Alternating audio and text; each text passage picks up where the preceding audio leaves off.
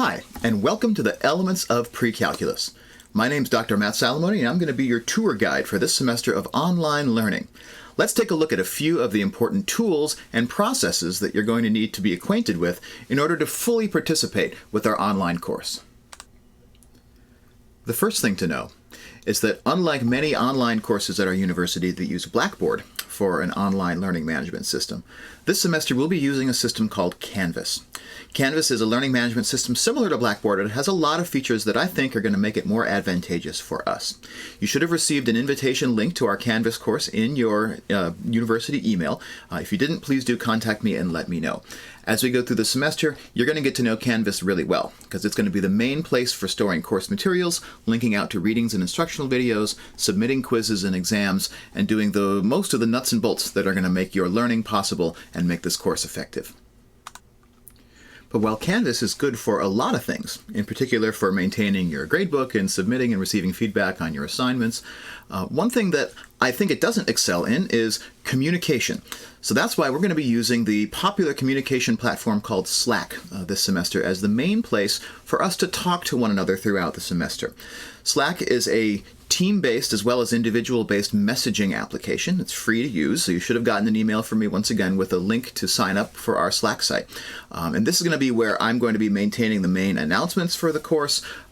If you have tech support questions, we have a channel here in Slack for you to ask those, and I'll try and address them as quickly as possible. We're going to be doing a lot of work together in groups of your classmates, and so you'll have a group discussion board on Slack as well. So this is going to be a really important place for us to be in contact with one another. Like Canvas, Slack also has a really nice mobile app. It's what I use for almost all of my participation on Slack, so it's always in my pocket. So that means the best way to get a hold of me during the semester is actually to send me a direct message via Slack. Rather than using email or phone, I'm much quicker to respond if it's a Slack message. Slack is also a very popular communication tool used in workplaces across the country. So chances are you may already have experience, or you may have experience in the future with using this tool. I think it's really slick. You'll see in our syllabus and on our Canvas site that our textbook, per se, for the course this semester is a free open educational resource. So the only instructional purchase that I'm asking you to make this semester is for the online adaptive learning and homework system called Newton Alta. Newton Alta is, if you've ever used My Math Lab, it's kind of like My Math Lab, but more intelligent.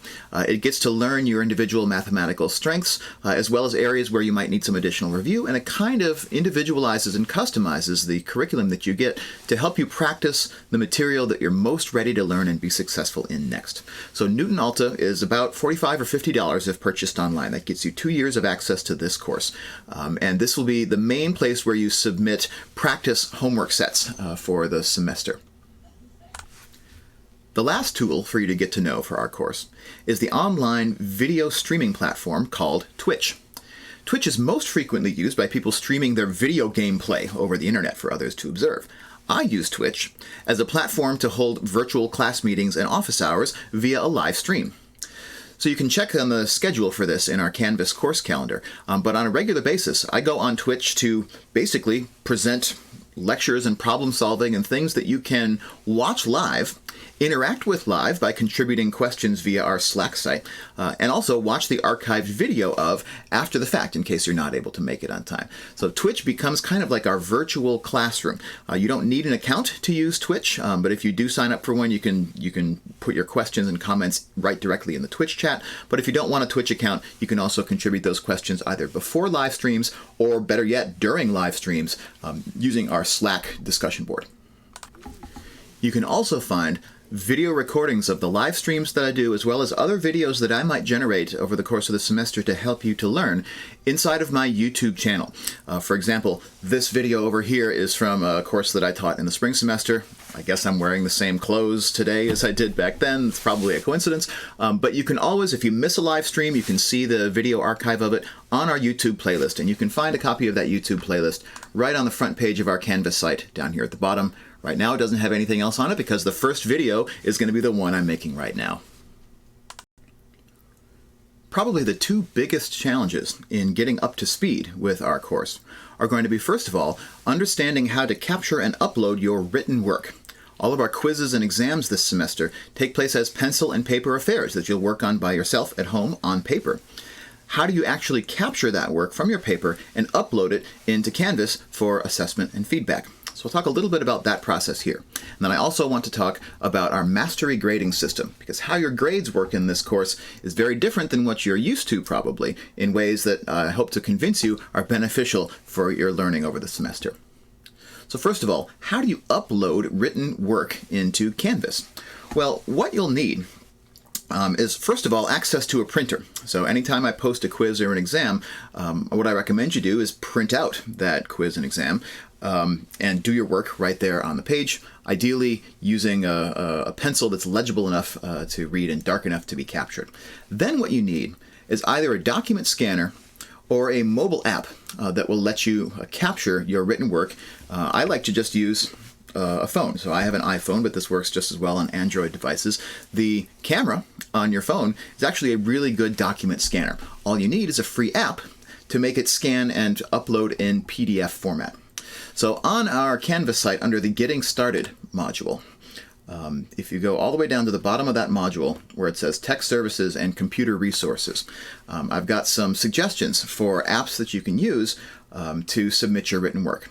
Of course, if you prefer a paperless option, if you have a tablet or an iPad that you can write directly on and use PDFs that way, you're of course more than welcome to do that, and it's a completely paperless version of our course. On the other hand, if you are using pencil and paper, get yourself a free scanning app. And the best scanning app that I know of is called Adobe Scan. It's available on iOS as well as on Android. It's totally free. And if you download the Adobe Scan app to your phone, you'll be able to take a capture of your written work on the page. The app turns it into a PDF, and then you can upload that PDF to Canvas for assessment. So definitely, maybe even before the semester begins, get a copy of Adobe Scan on your mobile device and practice using it. Or if you're going to use a document scanner or some other technology to scan and upload your written work, make sure you iron out those kinks before the semester really begins in earnest next week. Last but certainly not least, how does my grading system work for this course? And I'm going to warn you off the bat, I do grading a lot different, maybe, than a lot of professors that you've had in the past in math courses. I use what's called a mastery or a standards-based grading system. And what that means is that on any of our math topics, because math sometimes takes a while to cook and to perfect, and you don't always get stuff right the first time, I want to create a grading system that lets you make mistakes, get my feedback, revise your thinking, and improve the next time around without suffering the penalty of not having gotten it perfect the first time. So how mastery grading does that is, instead of grading you on an assignment by assignment basis, you're mostly graded this semester on a topic by topic basis. In our syllabus, you can find a list of the 24 learning outcomes that make up the topics that I need you to take away from this course. They fall into 4 broad topic areas: algebra and functions, linear and quadratic functions, polynomial and rational functions, and exponential and logarithmic functions. Within each of those categories, there's 6 different learning outcomes that you can master. And inside of Canvas, you'll find in the learning modules area a module for each one of those topics. So here's the module on exponent algebra, which is the first one in topic A, and so on and so forth. And so in your grading, you're mostly being assessed on how many of those learning outcomes you can demonstrate mastery of by the end of the semester. How you demonstrate mastery of a learning outcome is by receiving credit. And when I say credit, I'm talking about a yes or no question, right? You receive credit either for that outcome or not yet for that outcome. And every one of these outcomes must receive credit twice over the course of the semester in order to count towards your final grade. So the best way that I know of to understand how this all works, I like this visual chart that I use. And this is going to take a little bit of talking, so let's expand on it a little bit. So in order to earn a grade this semester, your grade is going to be determined in 2 ways. The first is the grade that comes from the bulk of the work you do throughout the semester, what I call your work bundle. So your work bundle consists of all of the credit that you receive on assignments throughout the semester in all of their various forms. So what are those various forms? What do those look like? Well, on the one hand, on the bottom row of this chart here are the, I'm going to get my head out of the way, the assignments called Daily Pulse. Daily Pulse assignments are short one-question surveys, and there's one survey available every day for Daily Pulse via Canvas. So every weekday, log into Canvas and at least complete the Daily Pulse assignment. As you can see to this side of me, you get full credit for a Daily Pulse assignment if your response is submitted prior to the due date. Regardless of what your response is, as long as it's on topic, you get credit. And because there's 25 weekdays throughout our semester, the number that you earn determines how many of these checkboxes that you should check in your progress chart. If you check 8 of them, then you've filled out everything in this first column, 12, 16, and 20. So you can conceivably miss up to 5 of those Daily Pulse assignments and still be able to check all the boxes in this row. Now, why do the boxes in the rows matter? Because it's those boxes, those check boxes, that determine what grade your work bundle gets. For example, if I'm looking for a work bundle that earns me a C grade for the semester, then what I need to do is I need to be able to check every single box in this C column. That means that I'll need to complete 12 Daily Pulse assignments, 12 of the Newton Alta homework packages, again my big head is in the way, and I'll need to master at least 3 of the topics in each of the topic areas, A through D, and I'll need to complete 2 group conversations.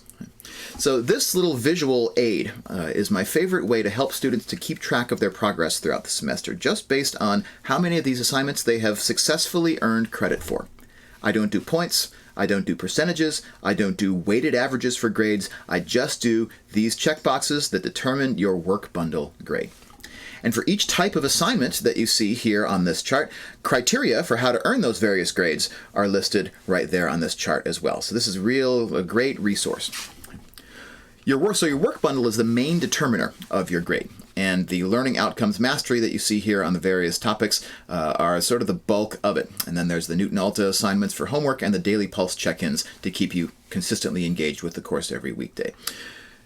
After your work bundle is done, we have a final exam at the end of the semester.